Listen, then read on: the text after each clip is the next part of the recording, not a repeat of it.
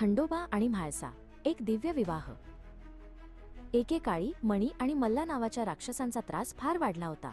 लोक भयभीत होऊन देवांना प्रार्थना करत होते। लोकांची करुण प्रार्थना ऐकून भगवान शिवाने खंडोबाचा अवतार घेतला। त्यांचे रूप तेजस्वी आणि डोळे निश्चयाने भरलेले होते। खंडोबा आपल्या घोड्यावर स्वार होऊन रणांगणात उतरले आणि त्यांनी मणी राक्षसाला युद्धासाठी ललकारले। खंडोबाने आपल्या पराक्रमाने मल्ला राक्षसालाही धूळ चारली। त्याचा पराभव होताच सर्वत्र आनंद पसरला। दोन्ही राक्षसांचा वध करून खंडोबाने लोकांना त्यांच्या त्रासातून मुक्त केले। जेजुरीच्या डोंगरावर सत्याचा विजय झाला।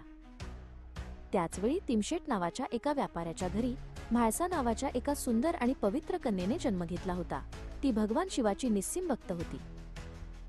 देवदेवतांनी ठरवले की खंडोबाचा विवाह म्हाळसाशी व्हावा।